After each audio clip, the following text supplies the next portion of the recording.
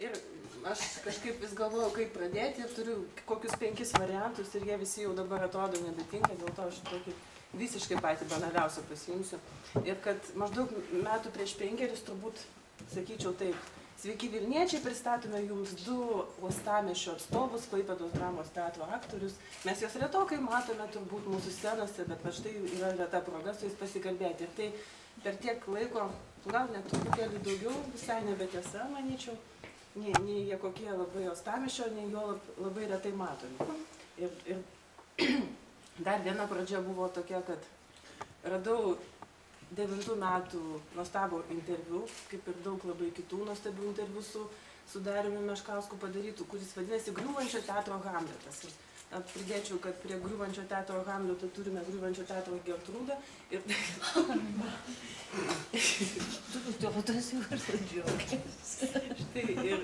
dėl to labai smagu. Dėl to labai smagu. Ne, kad teatras griuvo nesmagu, bet kita vertus, galbūt dabar iš karto užduodu jums abiem klausimą. Gal mums visai gerai, mums kaip žiūrovams, kaip teatro žmonėms, kad Klaipėdos dramos teatras kažkurio momentu pradėjo truputėlį griūti ir jo nuostabus aktoriai tada gavo kažkokį akstiną ieškoti kitų scenų, kitų režisierių, kitų kelių, o gal viskas visai ne taip ir su teatro griūtimi tai niekiek nesusiję ir architektūra čia ne prie ko ir Danės vandenys taip pat, o tiesiog taip išėjo.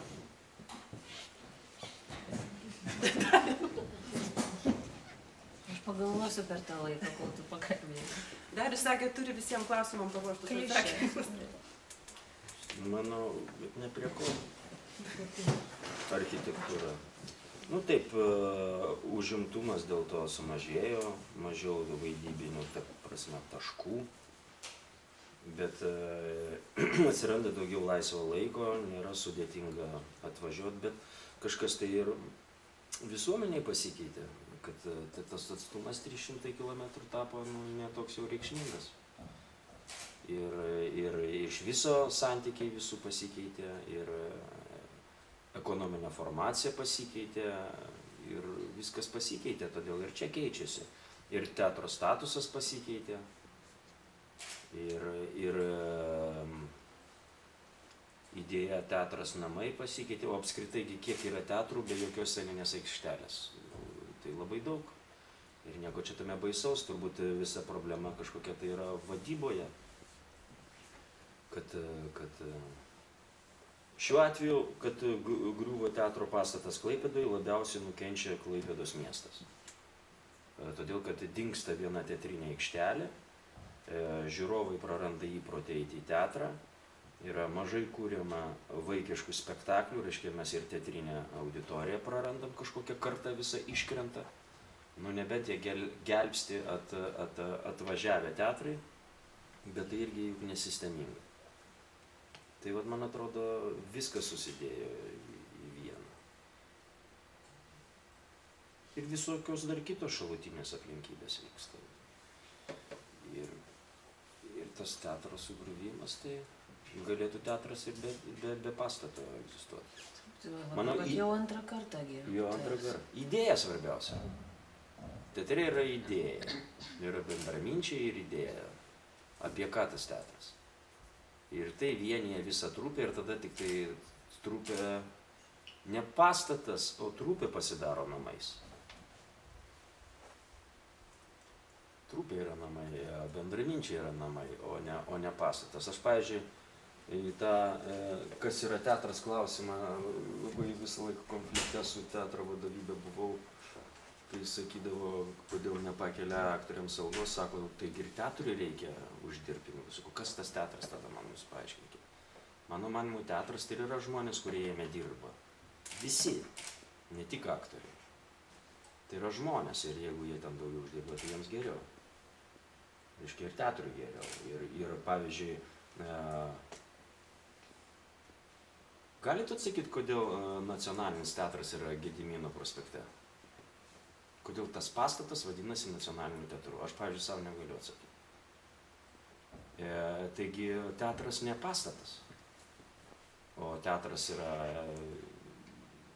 mintis, trupė.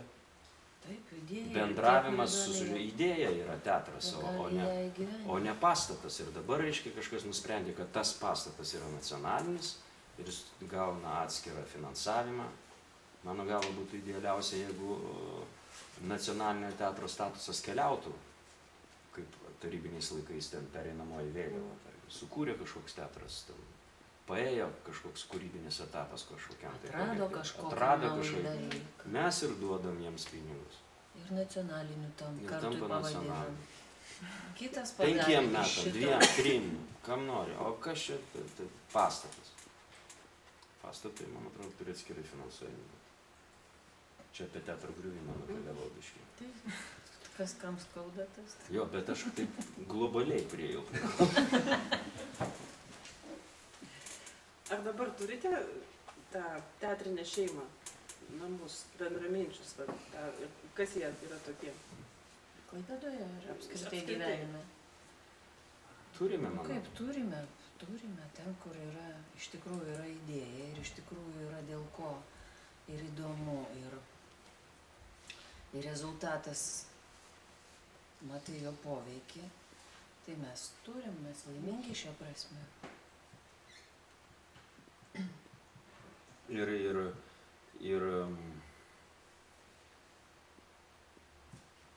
partnerystės prasme.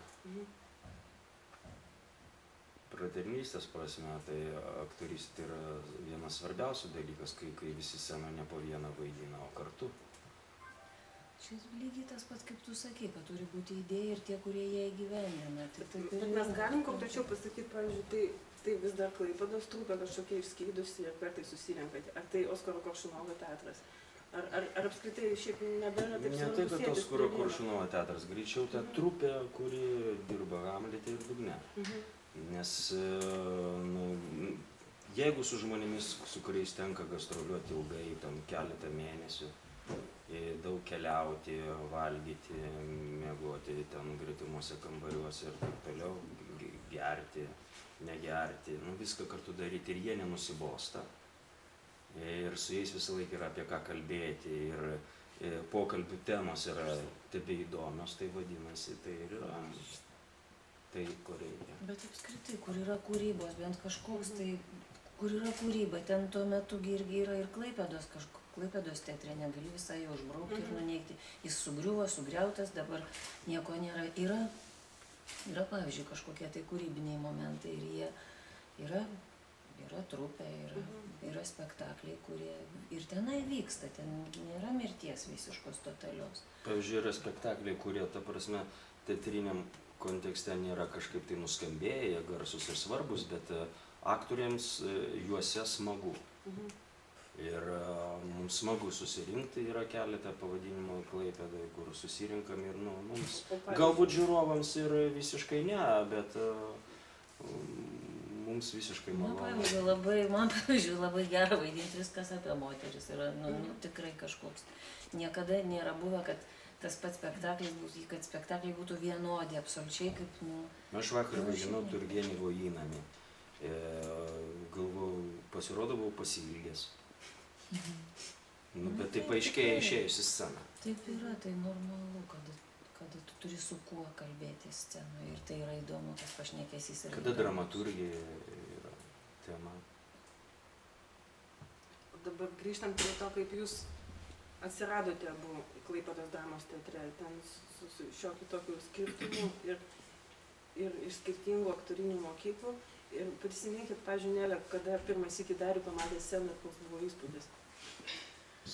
Darius atėjo, pirmas įspūdis, aš prisimenu, tai buvo Gerasis žmogus iš Sezuano berods buvo spektaklis.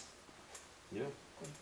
Pirmą kartą mane įvedė Marcinkevičiaus mažą, bet tu nežiūrėjai. Bet man Darius padarė įspūdį, aš turiu dabar gerai apie jį pakalbėti. Kartu važinėjomės į Klaipėdą ir į Vilnių, dažnai tai būna. Nors ką čia kalbėti ir ne tik dėl to. Darius patiko man iš karto, kai aš jį pamačiau jauną labai dirbantį žmogų. Pasirodė toks truputėlį netgi išsišokėlis. Galvoju, šitas tai. Bet aš paskui kažkaip, kai dirbi ir matai, kaip žmogus žiūri į tą darbą, kaip jis įvertina ir ko jis laukia iš partnerių ir koks jis pats partneris. Ir kaip jam niekada jis netingi ir niekada negaili pakalbėti apie procesą, ko reikėjo, kaip čia dabar buvo spektaklis. Ai, kaip ritmas nukrito, išeis, jau ten girdi, kad brūzda. Jisai arba dar kažkas toks kaip, Darius apskritai yra toks rūpestėlis spektaklis. Jo, visada lindau kitų reikalus.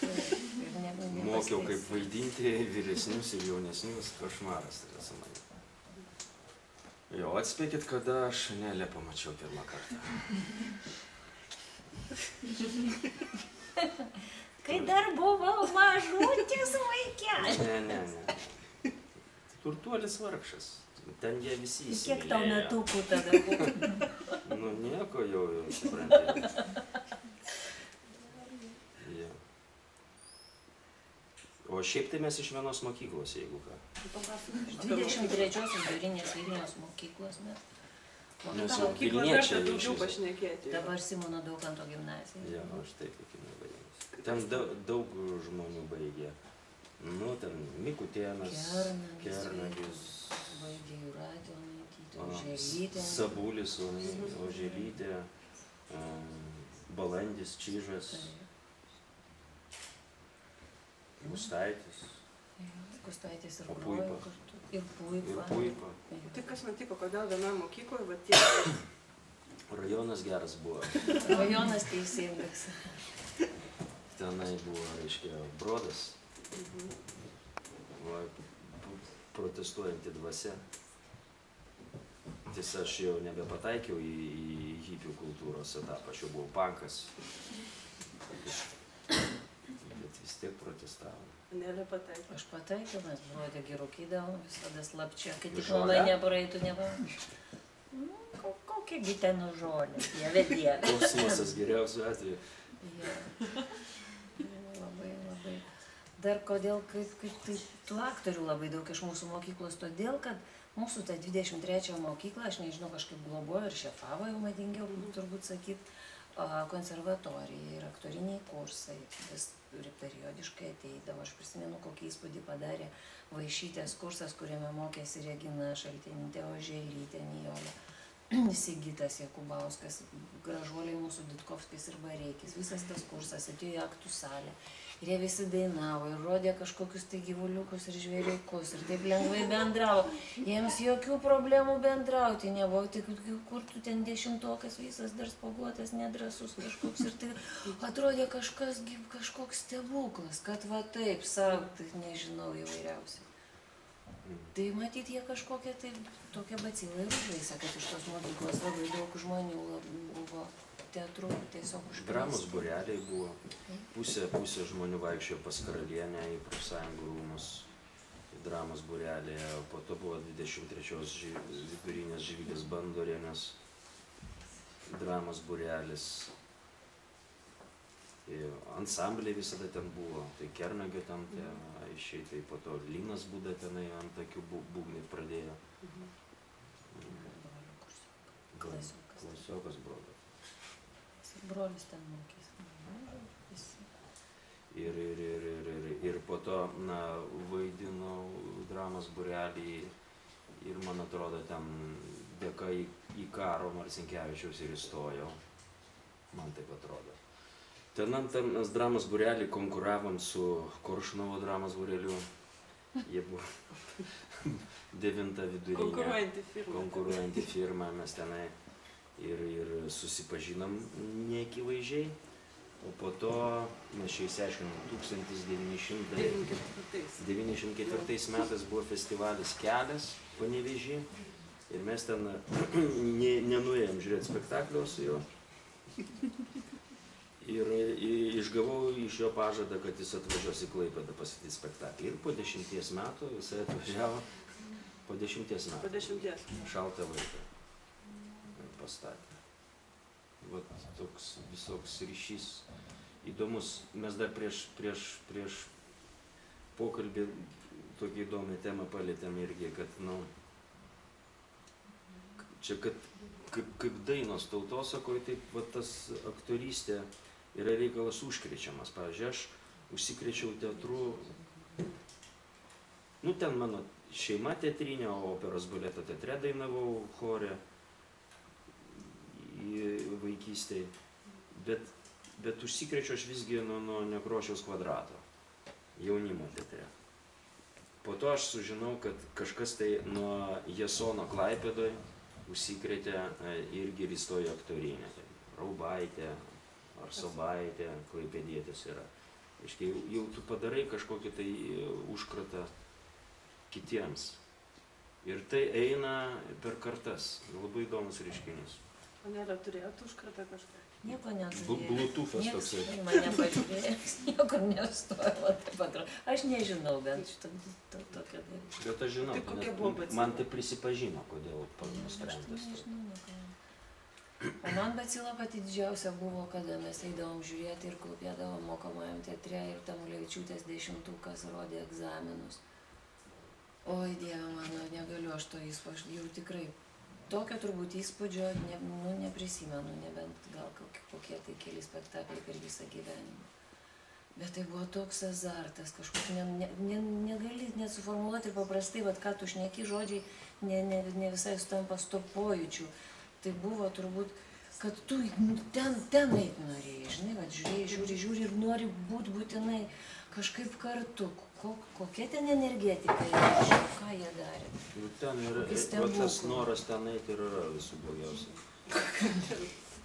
Nes kodėl, kas atsitinka? Tu įstoji, tada paveikia spektaklis, tas vadinamas katarsis. O dabar aš galvoju, ar mačiau aš tokių spektaklių, kurie mane tai paveiktų kaip jaunystėje. Nu, nėra. Tu juos skaitai racionaliai. Ir išeina taip, kad tu ateidamas į teatrą, į teatro profesiją, ar tai yra aktorė, ar tai režisierių, ar tai dailininką, tu prarandi gebėjimą žiūrėti, stebėtis, nustebti. Tu matai, kaip tai padaryta. Ir vadinasi, tu tapdamas teatro žmogum paaukoji save kaip žiūrovą, o juk atėjai į teatrą pritrauktas kaip žiūrovas, suvilioja tave žiūrovą, o kai pradedi ten gyventi, tu žiūrovų nebesi, trukdo tau būti, tavo žinojimas trukdo būti žiūrovu. Tai savotiška auka. Aukojimas. Rimtai, na. Apie jūsų studijas, mokslus prisiminkim. Kažkaip jau tas klausimas, aišku, kartojasi, ar dar ir nereikia. 4 metai akademijoje. Ar tai yra labai lemtingas laikas?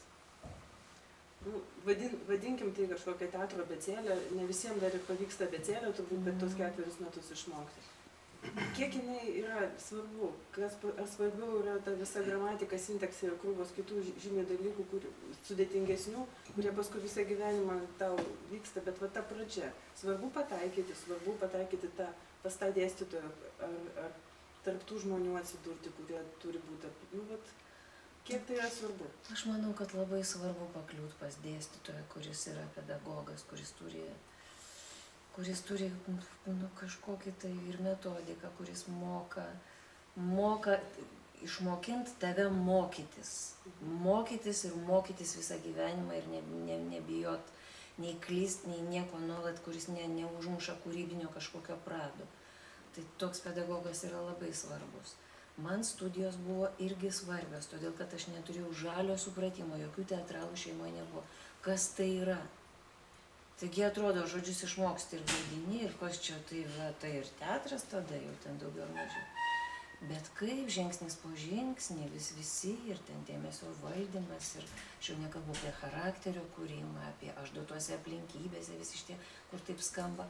Aišku, kad tu mokaisi visą gyvenimą ir kad tos studijos yra tik pradžia tavo susigaudimo. O mokaisi ir iš partnerių, ir iš pjesių, ir iš vaidmenų, ir iš nesėkmių, ir iš mokėjimo išlipti iš tos nesėkmės, ir iš kažkokių tai tenai atsisakymų savęs, ir skaudžių, ir įvairių, ir įvairiausių dažiausių apskritai dalykų. Taip kad, man atrodo, mokykla yra gerai, bet taip labai svarbu, koks pedagogas taip pat. Čia gerai pasakyti, kad išmoko mokytis. Nes, pavyzdžiui, visi mes tos pačius žodžius esam girdėję studijų metais, bet Laikui bėgant, jų prasme ir esmę tu pajunti tik tai laikui bėgant, tu jos atrandi kiekvieną kartą savo naujai. Tu nubundi. Iš viso šita profesija yra kažkokia tėkmė, judėjimas pastovus. Nes kai tik sustoji, taip ir sustoji. O apie tų mokyklų skirtumą, tai aš nežinau, tai faktiškai tai visi moko to paties. Tik tai žodžiai, formuluotės, metodologijos skiriasi, visos religijos irgi moko to paties. Tik metodas pritaikys tas tam tikram etnosui. Taip ir čia, ar tu ten pagal Čechovą, arba pagal Brechtą, ar pagal Merholdą, vis tiek ieškai harmonijos scenoje. Kažkokios tai virtualios realybės, kuri išprovokuotų žiūrovo vaizduotę. Nes, teatras tai yra visų pirma bendravimas tarp tų, kurie scenoje ir tų, kurie žiūrovo salėje. Ta energetinė kaina, ta kibirkščiavimas, provokacija. Tai, ką mes sukūrėm ant teatrinės aikštelės, tai yra tik tai provokacija žiūrovo vaizduotėje. Pažadinti. O filmągi žiūrovas mato savo vaizduotėje. Ne tą, kad ten ant scenos mato, o mato visai kas kita. Tai kažkokiu tai momentu įvyksta tas kibirkštis tarp scenos ir žiūrovo salės. Vaizduotė užkabinama žiūrovą ir jo vaizduotė pradeda jį nešti. Tai vat, kaip tą kibirkštį užžiebti, tai vat, taip ir to mokinamės. Aš kaip supratau, kad iš kitų interviu, kad po baigimo, paskui pakliūni, buvo tokia visai komforto zona, mokasi pas vieną pedagogą, pas jis tampa tavo režisierius, o paskui pakliūni pas kitą žmogų, bet jums tas buvo skausmingas, ar ne? Man jis buvo, todėl kad turbūt tokia ir metodika buvo mano pedagogo Povilo Gaidžio, jisai aišku statytojas, jisai neturėdavo jis kantrybės aiškinti visokius, kaip tenai, kas ten vyksta, ką tu ten galvoji, tai tu čia, žinai, jau.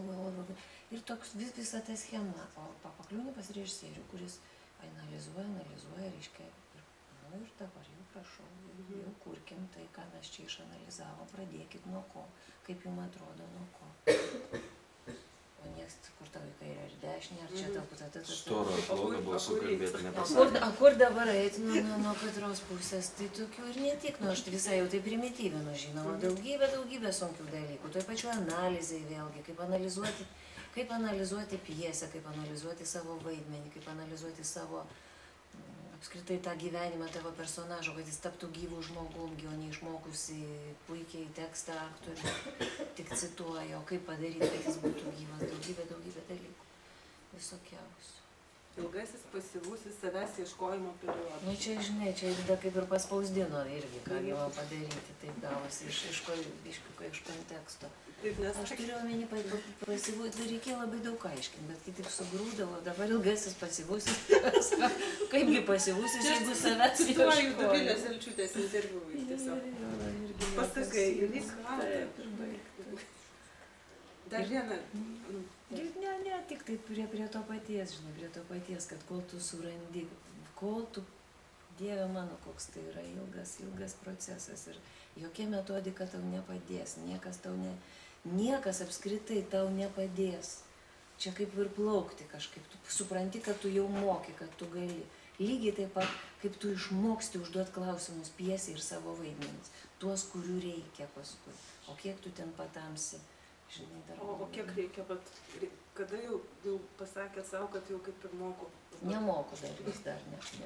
Man vienas kažkada studijų metais pianistas pasakė, aš paklausiau, kada tu pajunti, kad tu moki kūrinį. Tai sako, kada aš jį girdžiu visą iš karto, visą metu. Tu jį žinai ir jau nebegalvoji, kurioje vietoje, kurį pirštą ir kurį klavišą spausti. Tu jau pradedi interpretuoti, o nebegalvot, ką ten grot.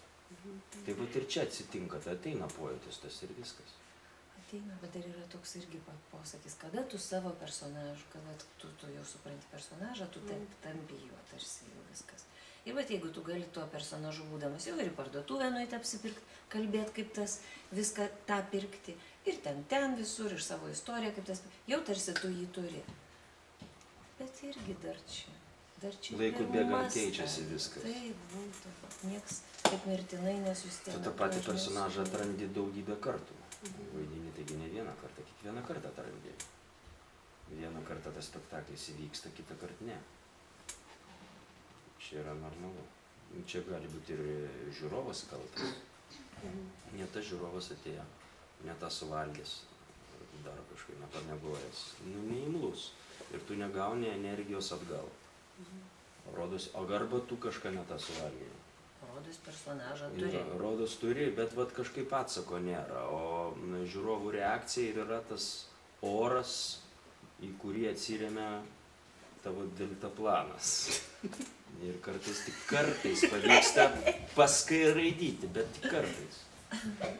Apie deltaplaną aš dar neskaičiau, ne vieną. Ne, čia ne mano žodžiai. Čia citata. Citata. Va, dar vieną Čia citatą. Tabakovą pacitavau. Labai gerai. Va, ką Nelė pasakė apie Darių. Darius yra išprotėjęs dėl teatro. Teatras pagrindinis jo azarto šaltinis. Jis ieško, konstruoja tarytum vaikas, kuriam įdomu išardyti ir vėl sudėti laikrodį. Čia yra mano subjektyvi nuomonė. Galit sutikti, galit nesutinki, galit. Ar sutinki? Gal taip ir atrodo, aš nežinau. O kaip iš tiesų? Nu, man kažkaip tai kol kas įdomu tai daryti. Man patinka žaisti.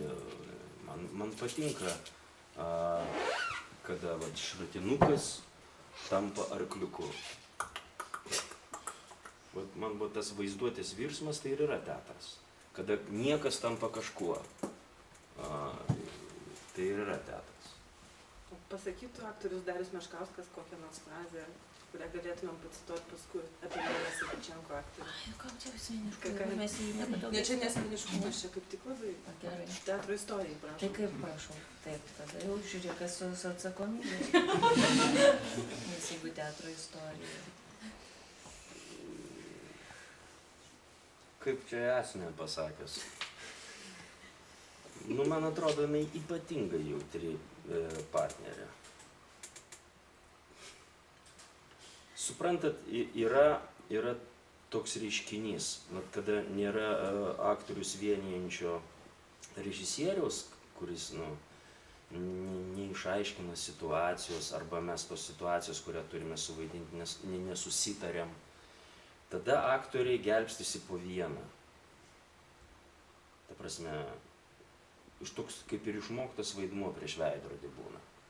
Nu, bet tie personažai nesijungia, nesikomunikuoja tarpusavėje.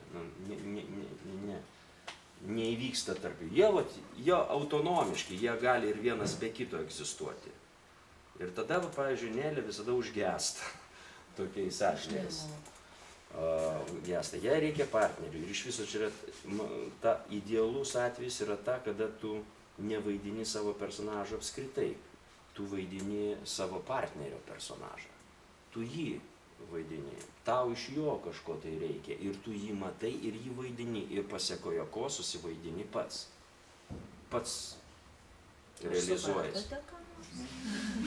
Nu, kas yra charakteris? Charakteris yra kompleksas santykių į aplinką. O tas žmogus, jo santykiai į aplinką, į tą žmogų, į orą, į maistą. Va tas žmogus į tą aplinką reaguoja taip. Komplekse tai yra charakteris. Tai va, kad tavo charakteris susivaidintų, reikia teisingai reaguoti į partnerį, visą tai reaguoti į aplinką ir taip toliau. Kada tu surandi, kaip jis reaguoja į ją, ką jinai, jeigu ne mano viršininkė, aš su ją tai bendrausiu. Aš aiškiai, toks mano charakteris. Jeigu man jinai pašvilptų, aš sakysiu, bučiau krantą. Keičiasi kūno kalba, keičiasi intonacijas, viskas keičiasi nuo mano santykio į kitą. Tai per tai susivaidina ir situacijos, ir charakteriai ir taip toliau, bet tam yra būtinas partneris. Jeigu partneris vaidins savo vienas autonomiškai ir aš taip vaidinsiu ar kitaip vaidinsiu, jis reaguos vienodai, tada nieko ir nevyks. Gali nutikti, kad net tuo atveju, jeigu režisierius, jis tarsi yra, bet ne visai žino, ką jis nori, nelabai kažkaip jiems sekasi su jumis bendrauti ir spektaklis gali išsigelbėti vien nuo tos partnerystės. Taip ir būna. Daugiausiai ir yra. Dažniausiai taip ir būna. Ne pirmam, ne premjerinį spektaklį, bet 5, reiškia, aktoriai jau apsitrina. Po didelių nervų, kodėl tu tenai nežiūri į mane, prašau pasižiūrėti. Po to apsitrina, susiguli, paklauso žiūrovų reakciją. Spektaklį, tai kai mes repetuojam iki premjeros, tai dar ne spektaklis. Tai čia tik tai arsenalas provokacijų tų žiūrovų vaizduotėjai. O spektaklis, kada tu gauni atsaką iš žiūrovų salės, kada tu išgirsti, ką jie nuryjo, ko jie nuryjo. Tai yra būdas valdyti auditoriją. Tu ją turi jausti. Ir staiga tu pavaidini. Mes čia planavom, kad čia turėtų būti jogas, o ne velnio, joko nėra. Bet kaip kartais matosi iš aktorių, jau laukia ir ten tyla. Ne, nereaguoja. O mes galvom, kad reaguos. Koks tu dalykas? Kažkai jau nereaguoja, o reaguoja visai kitur. Ir vat kada tie dalykai susiguli, tada pradeda tikrą gyvybę pulsuoti. Atsiranda 5 spektaklis. Kritikai turėtų eiti 5, 10 spektaklis. Visi girdėjome, 5 spektaklis. Atsiskaičiuojam ir... Kaip sakė šitagi žymėjai nuostabi Faina Ranevskaja, kad spektaklis geriausiai vaidmuo sekasi tada, kai spektaklį ruošiasi nuimti. 2 spektakliai prieš nuėmimą būna patys geriausi, visada aktoriniai kažkokie tai va atsiveria. Atsipalaiduoti galbūt. Patys geriausi būna premjeros pačios. Teatre veikia tie patys fizikos dėsniai. Iš viso dėsnis yra vienas, čia kalbant apie metodologiją, pagal kokią metodą tu čia vaidini. Pagal harmonijos metodą. Kada žmogus tiki, kada Stanislavskis gali, sako, tikiu pasakyti. Kada scena yra harmonija, kada visi komponentai, taip turi būti ir ne kitaip. Sulipę į visumą. Ir viskas, kada harmoninga. O fizikos dėsnė, kada didelė varža laide, omų ten daug. Ką laidas daro? Jis kaista. Įtampa yra. Vadinasi, reikia sumažinti varžą, sumažinti įtampą. Tada laidas nekaista. Taip yra aktoriui. Jeigu jisai įsitempęs, jisai kaista. Jisai įtampo, per jį energija nepraeina. Užtrumpina. O jeigu aktorius atsipalaidavęs, tai per jį eina energija ir žiūrovas tiesiai tą energiją gauna ir atiduoda atgal, jisai pavampiruoja žiūrovą ir eina toliau. Tai tas pats principas. Mes sudarėm prieš šitą interviu, paieškojom kažkokių tai taškų, kur jie su Nele gali nesutarti ir tada čia gausis mums smagus kažkoks konfliktas. Vieną tokį, bet man atrodo silpnogas taškas, bet suradom, kad... Aš nieko nežinau, atėjau žmogus. Daris, kai kur yra... Taigi reikia konfliktų. Reikia, kad būtų kažkoks... Kad judėtų mintis, žodžiu. Kad aktorius yra ne kūrėjas, o atlikėjas. Sako, Nelė tikrai su tuo nesutiks, sako, čia mes tada padiskutuosim. Taip, ne, čia vėlgi ta pati Dovilė Zelčiūtė išprovokavo. Visai nekūrėjas, tai aš nesutinku su to. Gal tai saviapgaulė, ką žinau. Man malonu save apgauti, kad aš taip pat kuriu. O ne vien tik atlikinėjau, tai ką mes apsitarėm, išsianalizavom ir aš tobulai tą viską atlieku kaip koks instrumentas. Bet tu atlikdama interpretuoji. Tai reiškia, kuriu. Kompromisinis variantas – atlikėjo menas. Tai vis tiek. Bet atlikėjo. Bet tu pripažįsti, kad geras teatras yra kaip džiazas, ar ne? Tai džiazas yra parašyta, sakykime, tema. Tai jie dar ir savų gaidų prigūrė. Tai va, apie ką aš kalbu, tai reiškia, jie taip pat kūrėjai gali būti. Atlikimą. Bet Dariau, kas jūs verčia šitaip kalbėti, pavyzdžiui, kodėl reikia? Ne, aš... Kažką norisi nuvainikuoti, biškį ant žemės pastatyti? Jo, man norisi nuvainikuoti. Aš susidūrė su Hamletu, gavau užduotį kovoti su savo tuštybė. Kieno užduotį? Režisierius. Nes Hamletas... Ką žiūrėkino, Šekspyro. Ir Šekspyro, beje. Ir Šekspyras prierašas. Jo, daugiau, kad mūsų spektaklio koncepcijoje ten visur veidrodis. Ir rezultate ir pats Hamletas yra kitų personažų veidrodis. Tai vadinasi, aš turiu ne būtent jokių herojų, aš turiu save kaip asmenybę truputį ištrinti. Tai vat, bet kita vertus, asmenybės susimenkinimas ir yra puikybės išraiška. Kita forma, bet stengtis tai daryti. Ir, bet iš tikrųjų, taigi aktorius nei dramaturgijos kūrė, nei jisai nutapo scenovaizdį. Jis nesukuria pasaulio modelio. Rašytojas, kompozitorius, dailininkas, tapytojas, jie vienišiai. Jiems nereikia partnerių, jie sukuria pasaulio modelį, jie konkuruoja su Dievu arba polemizuoja su juo. O aktorius yra patalpinamas į režisieriaus sugalvotą modelį ir bando įpūsti jam gyvybę. Jeigu aktorius pats parašo pjesę ir susirežisuoja ir vaidina mono spektaklį. Tai va čia kitas atvejis. Tai aš irgi galvoju, muziką pats parašo, kad aš galiu Budrys. Ir paveikslą nutapo be vaidindama. Budrys tapo, pavyzdžiui. Jo. Va, prašau. Tai va, jis menininkas, aš ne. Aš netapau. Ne, aš galiu garažiau užsidaryti ir tapyti ten kur nors, ir būti menininku, bet aš kalbu grynai siaurąja prasme apie šitą profesiją. Bet kad aktorystė tai atlikimo menas, o ne... Tarsi apskritai atlikimo instrumentas yra kaip smuikas muzikos instrumentas. Taip, bet vienas iš faneros, o kitas Stradivarius. Tai pasiduodat, ne? Vienam ten laidai kaista, kitam ne. Nors aš vis tiek giliai širdį, kaip ir moteris, vis tiek savo turiu tiesą. Čia dėl vaizdo ir sutikti. Taip, atlikėjas. Tai šiaip tai čia teoretizavimai yra. Kažkam tai tie žodžiai padeda, kažkam nepadeda. Man padeda. Man, pavyzdžiui, padėjo vienas aktorius ant manęs net įsižeidė, kai aš pasakiau, kad melas. Man gimdo sceną gyvybę melavimas. Ašgi nesu karalius Lyras. Aš žiūrovui meluoju, kad aš karalius Lyras. Tai labai įžeidė vieną aktorių, sako, reikia scenoje gyventi, reikia scenoje būti, bet scena taigi ne gyvenimas. Kokios kartos aktorius buvo dar? Vyresnės. Ir aš ne Lyras. Gerai, sakau, vaikas sudaužo vazą ir meluoja tėvams, kad jis to nepadarė. Visiems yra taip buvę.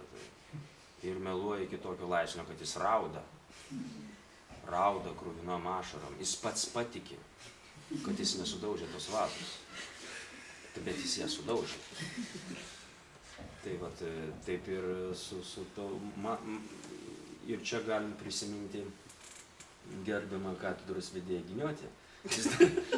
Jisai dar nebuvo... Jis buvo ekskursiokas, bet mes išėjome į kariuomenę, jisai paliko. Neišėjo ir kai mes sugrįžom, jis buvo antram kurse. Aš buvau antram, jis jau buvo ketvirtam. Ir man aiškino ten dėstyti visą galę procesas, nevedi procesas ir rezultatyvus. Man iš karto gerai norisi, procesų ir nevedu. Ir iš nekantrybės tos. Ir sako, tai tu meluok. Tu apgaudinėk partnerį, kad tu esi tas. Tu visus apgaudinėk. Ir man psichologiškai tas momentas atrakino. Aš pradėjau meluoti, sako, o procesas atsirado. Čia įdomių dalykų. Dar buvo toks atvejis, reiškia, viena mūsų kursiokė kažkaip tai irgi rezultatyvi, plokščia, neįdomi, kažkas neįdomu. Ir staiga įdomi. Staiga paslaptis. Kažkas, tai atsitiko kažkas. Po kelių mėnesių sužinom, kad ne čia. Antras planas atsirado. Vaikas saugo. Tai reikia galima ir vaizduotės būdų įsidėti savo vaiką. Beje, Jefremovas. Tas amžinatis, Olegas Jefremovas, buvo prisipažinęs, jis ten senas spektaklis vaidino, tai jisai prisipažino, kad jis vaizduotės būdu, čia Michailas Čechovas, įsidėjo savo į skrandį karštą akmenį. Ir visą vaidmenį vaidino su to karštu akmeniu. Pilve, reiškia. Čia įdomu. Ir iš to gavosi paslaptis. Kažkokia. Tai va čia ar atlikėjo, ar neatlikėjo. Aiškiai atlikėjo. Menas. Bet jeigu su akmeniu, tai jau tikrai neatlikėjo. Bet akmens tai nėra. Bet jis sukurt turėjo. Ne, nu vaizduotė. Bet tu kuri su savim. Tu kuri su savo organizmu, su psichofizika dirbi, o ne kuri savo pasaulio modelį. Produktą. Ar nebus šitas skeptiškumas toks lengvas yra šiokia tokia savisauga? Nu, kad nenutiktų ko, kad koks Hamletas neišsibuotų per daug, kad ar dar kitas vaidmuo, kuris yra sunkus psichologiškai. Nes viena vertus labai dažna klišė interviu ir kitose straipsniuose apie tą visą fantomą vaidmens, kuris užvaldo aktorių, paskui jo niekad neišsivaduoja. Kita vertus dalis tiesos tame yra, ir matyt, kai kurios natūros. Yra tiesa, žinoma. Saugojasi nuo to kažkokį sugalvodą, neatsiriboja nuo tokį vidinį. Tai ne, čia savisauga. Man tai juokinga, kaip ten negali išeiti iš vaidmens tai reiškia, tai visi psichiatrinė gali baigtis situacija. Tai yra neprofesionalu. Vasiljevas yra pasakęs režisierius, kad neprofesionalas gali vieną kartą suvaidinti. Jis kalbėjo apie vazą, vėlgi vazą. Vazą gali vieną kartą žmogus sudaužyti, bet profesionalas tą vazą daužys kiekvieną vakarą ir visą laiką taip pat. Kame profesionalumas, kad mano vaza dūžta taip pat, tas pačias atšakas. Po to ją suklijuoji ir vėl kitą vakarą vėl daužai. O tai čia to ir skiriasi profesionalus ir neprofesionalus. Tai mano dievas tenai, reiškia, profesionalume. Net ne kodėl atlikėjas dar sakau, net ne dramaturgijoje. Nu čia, reiškia, čia žemasis žanras, čia aukštasis, komedija tai yra iškart komercija, Strindbergas tai jau nebe komercija. O geras Strindbergo spektaklis, ką negali būti komerciškas, gali būti. O ką daryti Molierui? Ką jis jau nebe klasikas, nes komedijas rašė. Daug klausimų. O aš prieš susitikimą paklausė, Skrydis virš gegutės lizdo su Džeku Nicholsonu, tai komercija ir menas. Ir komercija ir menas. Bet ten yra tokio lygio kokybė, kad komercija tampa menu. Šitas nemačiau spektaklį, bet taip telefonų knygą pastatė. Bet ten labai gili dramaturgija. Reiškia, ne dramaturgija, yra atlikėjo menas ir taip toliau. Kokybė. Norėčiau paklausti, Nariaus, jūs prieš Hamleto premjerą užsiminėt, kad atradot naują, kad naujai atradot tą kūrinį, bet paminėjot, kad jisai tikrai pasitikrinot, kad jisai iš tikrųjų yra tobulas, tai aš norėjau paklausti, kur jūs atradot tą tobulumą, ar kad jisai yra kaip drama, kaip ta tragedija sukurta, gerai tie konfliktai susieina ir panašiai, ar kažką būtent savo kaip iš knygos išskaitėte? Jisai tobulas, kad jisai ant tiek daugiasluoksnis, kad vien repetuojant mes gal 7 interpretacijas sukūrėm šito spektaklio ir pasiliko tik tai šita. Ten iš tos pjesės galima tiek pristatyti. Tenai kaip tas Lenkų kritikas, kai išleido dabar knygą, kaip? Kotas. Kotas, jo. Jis ten labai teisingai įvardino, kame genialumas šitos pjesės, kad tai yra scenarijus. Tai yra scenarijus, laikas keičiasi, todėl kad jis neišrašė kai kurių personažų iki galo, yra kažkokie tai tarpai tarp scenų. Ir kada ir priklausomai ir į tą schemą gali įdėti bet kurį laikmetį, todėl ta pjesė amžina. Ir visą laiką ji nuskamba kitaip. Ta pjesė galima pastatyti apie kažkokį rezistentą, apie revoliuciją.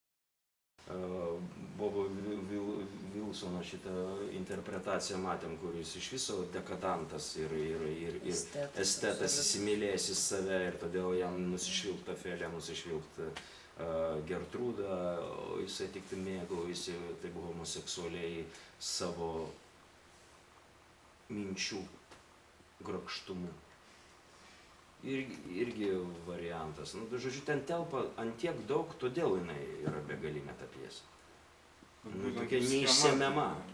Jinai kaip schema, ta schema labai universaliai veikia. Aš ten tiksliai dabar neprisimenu, jis tai ten gražiau suformulavo. Matai, artistai ne savais žodžiais kalba visą laiką. Kritika pasiskaita arba nors dar.